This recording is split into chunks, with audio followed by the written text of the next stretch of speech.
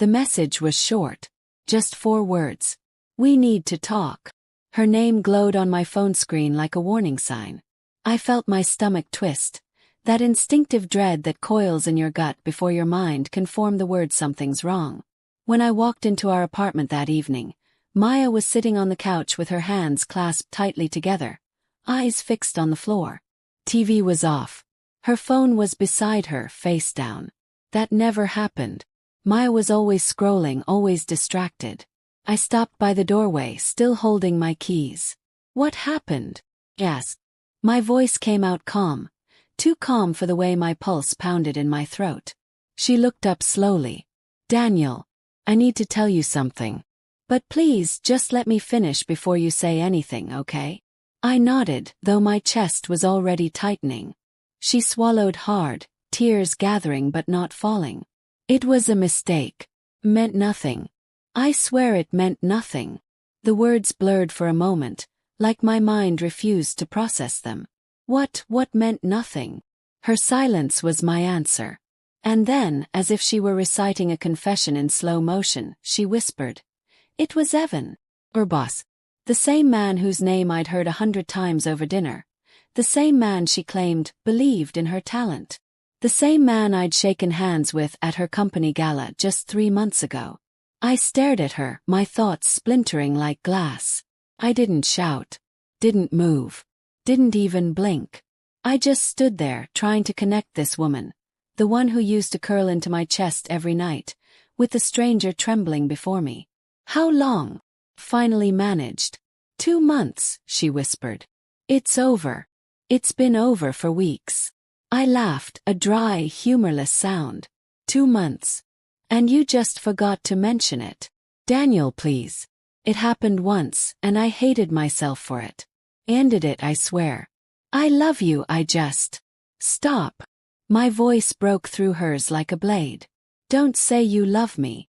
Because love doesn't leave bite marks hidden beneath a blouse. Love doesn't moan someone else's name. That night I didn't sleep. I lay on the couch staring at the ceiling, the air thick with the ghost of her perfume. Every time I closed my eyes I saw her with him, in his office, on his desk, wherever it had happened.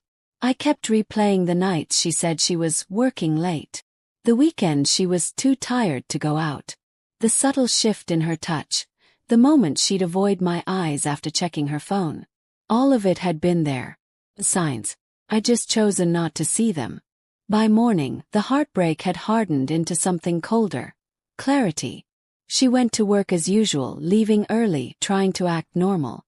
But I knew she was walking into the same building where it had happened. The same building where he was. I opened my laptop. Searched his name.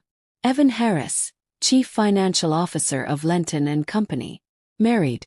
2 children. Public image squeaky clean. My hands trembled, but not with sadness, with purpose. 3 days later I made the call. The line crackled before a woman's voice answered. Warm but weary. "Hello, Mrs. Harris?" asked. "Yes, who's this?" "My name's Daniel Wright. I think we need to talk about your husband." There was a long pause. The kind that fills a room with tension even through the phone. "What about him?" I could hear kids playing faintly in the background. I almost hung up. Almost. But then I saw Maya's messages again in my mind. The ones she thought she'd deleted. "Can still taste you. Same time tomorrow." I took a deep breath. "He's been having an affair. With my fiancée, Maya Patel. I thought you deserved to know." Silence. Then a soft, shaking inhale. "Do you have proof?" I did. Screenshots. Photos. Even one of them entering a hotel. I sent them all. I didn't expect a reply. But an hour later she texted one line. "Thank you. I'll handle it." And she did. Maya came home that evening, eyes red, mascara smudged. She slammed the door behind her and threw her purse across the room. "What did you do?" she screamed. I leaned back on the couch, forcing my voice to stay calm. "You mean, what did we do?" She shook her head violently. "You called his wife. You ruined his life, our lives. He's been suspended, Daniel. They're investigating both of us." My chest should have felt satisfied, but instead it just felt empty. You ruined our lives the day you chose him, I said quietly. I just made sure you both faced what you did. Her face twisted with guilt, then rage. You don't understand. He made me feel seen, like I mattered. You were always busy, always tired. I stood up, closing the distance between us. So you fixed it by sleeping with your boss? Tears streamed down her cheeks. It wasn't like that. I was lost, Daniel. I didn't mean to hurt you. Her words hit me like a wave of static, loud, senseless, burning. Because I had been distant. I had taken her for granted at times. But nothing justified betrayal. Nothing excused the nights she let me hold her while knowing someone else had already touched her. She sank to the floor, sobbing, but I couldn't bring myself to comfort her. Not anymore. The next week felt surreal. Maya's company released a statement about ethical violations. Evan Harris was terminated. Maya resigned before they could fire her. Word spread fast. Corporate gossip spreading like wildfire. Her phone stopped ringing. Recruiters ghosted her. Friends from work unfollowed her overnight. And me. I watched it all unfold with a strange mix of vengeance and sorrow. One night, I found her sitting on the balcony, staring into the city lights, her face pale and hollow. "Are you happy now?" she asked without looking at me. I joined her, silent. The wind carried the faint scent of rain and smoke. "No," I said finally. "I thought I would be." She turned to me, eyes glassy. "Then why did you do it?" "Because," I said quietly, "I wanted you to feel what I felt. To lose something you thought you'd never lose." Her lip quivered. "You did more than that. You destroyed me." I met her gaze. "No, Maya. You did that." She left the next morning without saying goodbye. Months passed. I thought time would dull the ache, but it didn't. It only reshaped it. The anger faded, replaced by a quieter sadness. Sometimes I caught myself wondering where she was, if she ever found peace. Then I'd remember the look in her eyes when she confessed, how fear and guilt tangled with something close to relief. One night, while scrolling through news articles, I saw Evan Harris's name again. Divorce finalized. Reputation shattered. His company had replaced him.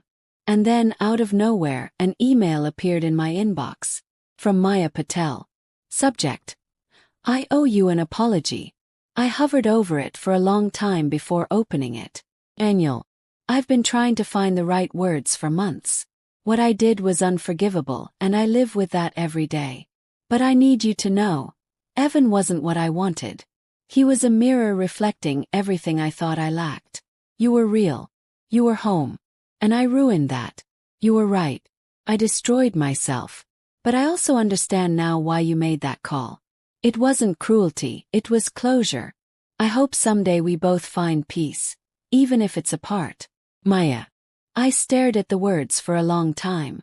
There was no anger left, no vengeance. Just an ache for the people we once were before everything cracked. I didn't reply. Some stories don't need an ending. They just fade into silence. Weeks later, as I walked through the city, I passed by a cafe we used to go to. For a moment, I saw her reflection in the window. Smiling, laughing, alive. Just a ghost of memory. I realized something then. Revenge had felt powerful, but forgiveness, that quiet, internal release, was the real act of strength. I pulled out my phone, scrolled to our old messages, and hit delete conversation. The screen went blank. For the first time in a long time I felt free.